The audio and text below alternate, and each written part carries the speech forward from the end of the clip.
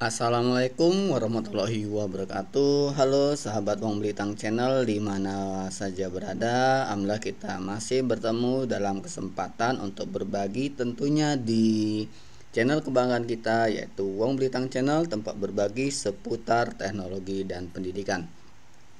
Rekan-rekan sahabat Wong Blitang Channel di mana saja berada, pada kesempatan kali ini kami akan membahas tentang persiapan UP PPG, karena sebentar lagi rekan-rekan ada yang mau mempersiapkan diri untuk menghadapi ujian untuk UP PPG.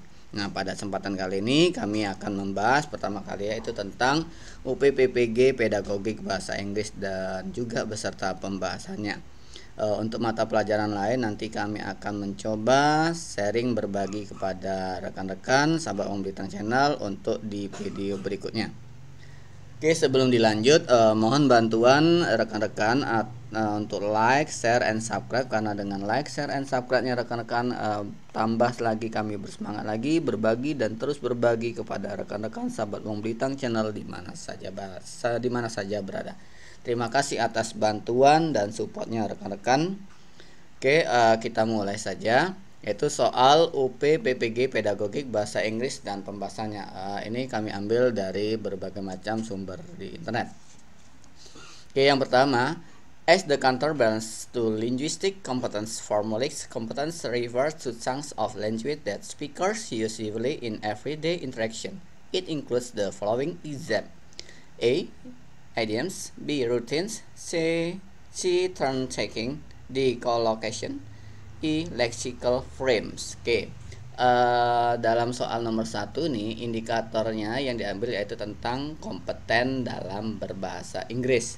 Nah, untuk menjawabnya itu biasanya kita terlebih dahulu mencari kata kunci atau frase-frase penting yang ada di dalam soal. Nah, di sini frase pentingnya ada linguistic competence, terus yang berikutnya formulaic competence, dan di sini juga ada istilah counterbalance. Nah, ini bagian-bagian penting. Nah, di sini kita maknai yaitu formulaic competence, yaitu serangkaian kata atau frase yang harus diingat sebagai suatu rangkaian ekspresi sehingga mempunyai kaitan erat dengan kompetensi berkomunikasi. Nah, ada lagi kata kunci yang lain, yaitu apa? Yaitu di sini ada except, yaitu kecuali. Nah, oke, satu hal lagi yaitu counterbalance, itu berarti bahwa linguistic dan formulaic competence itu saling mengimbangi, itu masuk dari counterbalance. Oke, di situ jawabannya sudah ada C. Kenapa? Kita lihat dari pilihan jawaban A, idioms, yang B, routines, yang D, collocation, dan yang E, lexical frame, itu semuanya merupakan komponen yang dibutuhkan dalam kompetensi berkomunikasi. Nah, sedangkan yang C, turn taking, adalah suatu urutan antara merespon dan berujar atau menginisiasi percakapan. Nah, jadi itulah alasannya kenapa jawabannya yaitu yang C.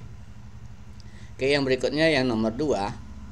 Among the areas where our behavior can directly influence our students' motivation to continue participation in EFL classes is determining short-term goals, which include the following examples: A. The successful writing of an essay, B. The ability to participate in a discussion, C. The possibility of a better job in the future, D. The learning of a small amounts of new language, E. The passing of the progress test at the end of the week. Nah, untuk yang nomor 2 sama kayak nomor 1 tadi, untuk indikatornya tapi pertama kali yaitu tentang kesulitan pembelajaran EFL, yaitu English as a Foreign Language, di dalam kelas, tentunya kelas bahasa Inggris. Nah, seperti biasa yang kita cari yaitu kata kuncinya. Kata kuncinya di sini ada the influence students motivation, ya to participate, dan sampai di sini ada short term goals. Dan satu lagi perlu digarisbawahi adalah except, yaitu kecuali. Nah, untuk yang mencari jawaban mana yang paling sesuai, di situ sudah ada yang C. Kenapa yang C? Kita lihat dari istilah short term goal, yaitu tujuan jangka pendek dalam pembelajaran. Nah, dari pilihan jawaban kata kunci IZ harus diingat, yaitu pernyataan pilihan C dan frase in the future bisa diartikan sebagai target atau tujuan jangka panjang. Sedangkan di soal ada kata kunci short term, maka pilihan jawaban yang lain selain kunci jawaban C dikategorikan dalam short term goals. Oke. Itu untuk yang alasan nomor 2 kenapa jawabannya yang C. Berikutnya yang nomor 3. Applying the humanistic approach, the teacher should encourage supportive atmosphere in the classroom by means of the following XYZ. A. Listening to the students. B. Encouraging them to share their feelings. C. Accepting their comment without judgment. D. Fixing the aims for the course of or for one lesson maksudnya. Yang E. Obliging students to do what they plan to do that day. Oke. Kita di situ saya sudah warnai jawabannya yang E. Kenapa? Yuk kita simak. Yang E. Pertama, teori apa sih indikator yang masuk dari soal, yaitu tentang teori dan prinsip pembelajaran bahasa Inggris. Nah, seperti biasa kita terlebih dahulu yaitu apa? Yaitu mencari kata kunci atau frase-frase yang penting. Nah, kata kuncinya di sini ada humanistic approach. Oke. Yang berikutnya kita cari dulu yang kata kuncinya. Ya, ada lagi except, yaitu kecuali. Nah, ada 2 kata kunci. Nah, yang berikutnya kita lihat beberapa pilihan jawaban. Dari semua pilihan jawaban yang tidak termasuk dari teori humanistic approach, yaitu obliging the students to do what they plan to do that day. Nah, kenapa? Di sini menerangkan bahwa mempunyai arti bahwa guru itu mengharuskan untuk melakukan kewajibannya atau what to do. Nah, itu yang maksud dari yang jawaban nomor 3. Kenapa jawabannya yaitu yang E. Oke, yang berikutnya yang nomor 4. When putting syllabus together, an EFL curriculum designer has to consider its item for inclusion in the syllabus on the basis of the following criteria except. Nah, kita lihat muncul lagi ada kata except-nya. Nah, jangan lupa yang pertama yang kita kenal adalah indikator apa sih yang masuk dari soal, yaitu tentang menjelaskan prinsip-prinsip pengembangan pembelajaran bahasa Inggris. Kata kuncinya di sini ada silabus. Terus yang berikutnya juga ada selain silabus, kita coba lihat apa ya kriterianya. Oke. Yang berikutnya adalah except, yaitu kecuali.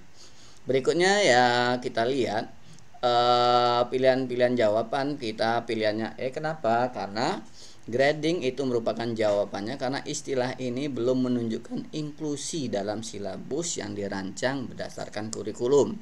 Grading itu berarti mengkategorikan skor ke level-level tertentu. Istilah yang lebih tepat untuk ini adalah evaluasi atau evaluation ya. Yaitu untuk alasan yang nomor 4 kenapa jawabannya adalah yang E. Yang nomor 5, the presentation development step of a lesson plan should involve activities on the part of the students. It should be carried out by keeping in mind the following principle except. A. Principle of selection. B. Principle of division. C. Principle of absorption. D. Principle of categorization. E. Principle of successive sequence. Nah, kita lihat di situ jawabannya sudah saya berikan, yaitu yang D. Kenapa yang D? Kita lihat jawabannya D. Kita pertama kali langkahnya yaitu menemukan kata kuncinya. Apa kata kuncinya? Kata kuncinya yaitu the presentation atau development step of lesson plans. Berikutnya memahami kata kuncinya di situ ada lesson plan, ada juga frase on the part of the students. Oke, yang berikutnya ada di sini ada prinsip selection dan sebagainya. Oke, kita coba. Kita lihat di pilihan ganda ada prinsip of selection. Kita prinsip of selection itu maksudnya adalah pemilihan, division itu pembagian, absorption itu dia penyerapan, successive ya, sequence itu rangkaian yang berurutan. Oke, kita lihat dari beberapa pilihan yang bukan prinsip dalam menyusun RPP atau lesson plan yang melibatkan kegiatan peserta didik, itu jawabannya adalah yang D, yaitu principle of categorization atau prinsip mengkategorikan. Oke, yang nomor 6. When assigning the learners in the closer section of the lesson plan, remember that students need to be able to perform their skill on their own. So keep the following things in mind except bla bla bla. Nah, kita lihat yang nomor 6 itu seperti biasa kita cari dulu kata kuncinya. Kata kuncinya assigning the learners, oke. Section yang berikutnya di sini kita lihat kegiatan pada yang dimaksudnya assigning ini apa, yaitu penilaian yang dikembangkan dalam RPP. Kemudian ada frase, di sini ada frase, kita lihat closer section of the lesson plan. Apa ini maksudnya? Yaitu tahapan penutupan ketika kita mengembangkan RPP.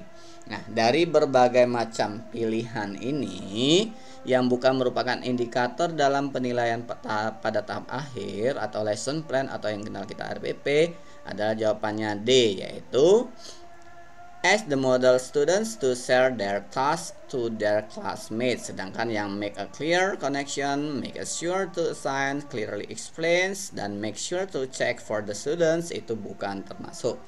Maka jawabannya yang tepat adalah yang D. Jangan lupa ya, ini kata kuncinya adalah except. Oke, yang nomor 7. Yang nomor 7, free practice design for an effective lesson plan integrates to the focus, structure, vocabulary, functional language into the student overall language use. It often encourages students to use the target language structure in the following except bla bla bla bla. Oke, kita lihat di sini tetap pada nomor 7 kata kuncinya apa? Kata kuncinya di sini ada instrumen penilaian berbasis latihan yang digunakan untuk mengukur kemampuan. Kita lihat kemampuan structure, vocab, terus language, functional language. Yang berikutnya kita lihat apa? Di sini ada meliputi apa? Yaitu meliputi. Kita lihat di sini pilihannya ada game and puzzle, small group discussion, written, kita lihat written work, longer listening, comprehension practice. Nah, kita lihat pilihan C, quizzes dan formative test. Quiz atau tes formatif ini tidak termasuk salah satunya. Kenapa? Karena quiz dan tes formatif itu biasanya dilakukan dalam kelas dengan tujuan untuk apa? Untuk mengukur kemampuan siswa sehingga guru mengetahui sejauh mana tujuan pembelajaran itu tercapai. Oke, itu yang untuk yang nomor 7. Nomor 7 apa nomor ya? Nomor 7. Kayaknya kita bahas sampai nomor 7 aja. Untuk yang berikutnya nanti kita bahas di video berikutnya. Ditunggu ya rekan-rekan, karena waktunya nggak mencukupi lagi untuk kita bahas lebih lanjut. Sebelumnya kami mohon maaf apabila misalnya ada pembahasan yang kurang pas. Kami mohon maaf karena keterbatasan pengetahuan kami.